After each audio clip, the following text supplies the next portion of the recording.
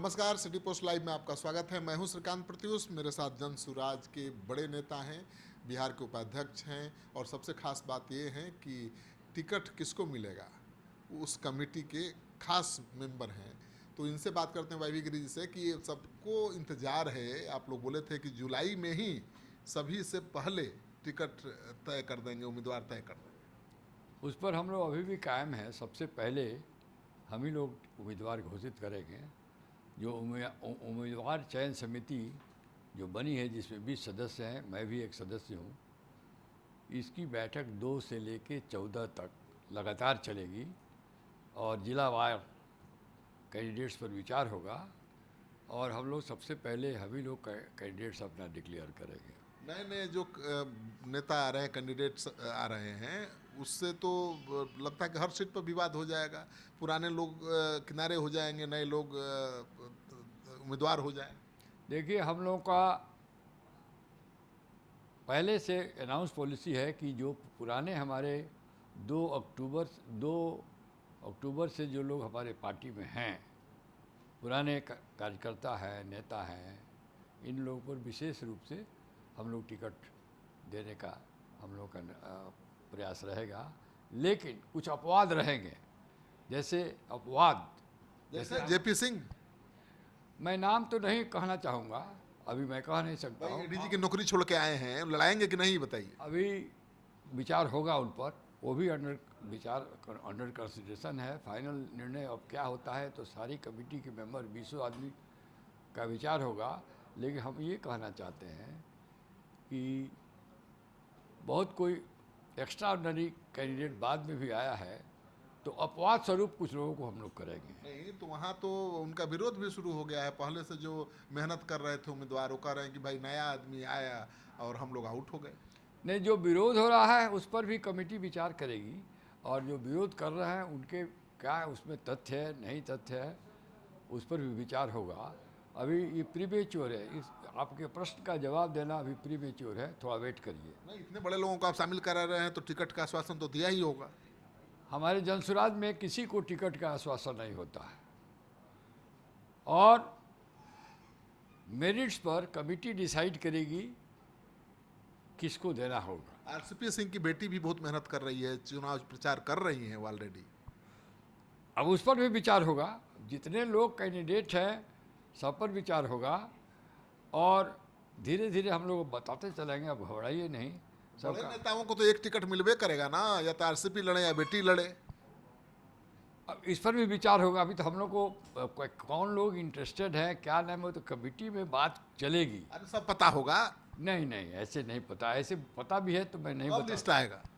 2 से 14 तक कमेटी का मीटिंग चलेगा और एक बात आप जान लीजिए, जो भी हमारा उम्मीदवार होगा अपने क्षेत्र का काबिल आदमी होगा, अपने समाज का काबिल। जैसे हरिजन है, मैंने शेड्यूल कास्ट के अभी हमारा कैंडिडेट बहुत काबिल कैंडिडेट हम लोग देने जा रहे हैं। यादवों को भी टिकट देने जा रहे हैं हम लोग, लेकिन काटा वाले यादव को नहीं दे रहे हैं हम लोग उस यादव को टिकट दे रहे हैं जो पढ़ा लिखा है और हमारे जन स्वराज की पॉलिसी से, मिशन से उसका विचार मिलता जुलता है, काबिल है। वैसे ही मुस्लिम लोगों में भी काबिल मुसलमान हम लोग देने जा रहे हैं। बैकवर्ड में भी कासे, अगले में भी काबिल और स्वच्छ छवि का कैंडिडेट हमारा होगा। छवि, काबिलियत, हमको हर वर्ग के लोगों को चुन के छान के कैंडिडेट बनाना है। आप लोग देखिएगा हमारे कैंडिडेट के सामने दूसरे दल के कैंडिडेट जब तुलना करिएगा तो आश्चर्यित हो जाइएगा। कब सूची आएगी? अब बता ही रहे 14 के बाद आ जाएगी। सबसे पहले दलितों की सूची आएगी।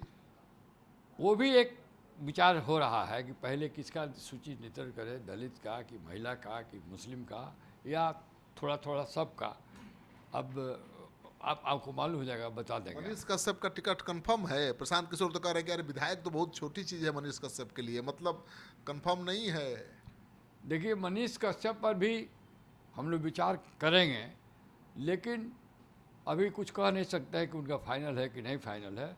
भाई, अब जब एक यार डिस्ट्रिक्ट सब डिस्कशन डिलीबरेशन होगा हर कैंडिडेट और क्षेत्र के अनुसार, और काबिल मनीष कश्यप को भी टिकट मिल सकता है, लेकिन मिल जाएगा, इसका गारंटी हम नहीं दे सकते। तो नहीं मिलेगा तो इस बात की गारंटी है कि मोर्चा खोल देंगे प्रशांत किशोर के खिलाफ?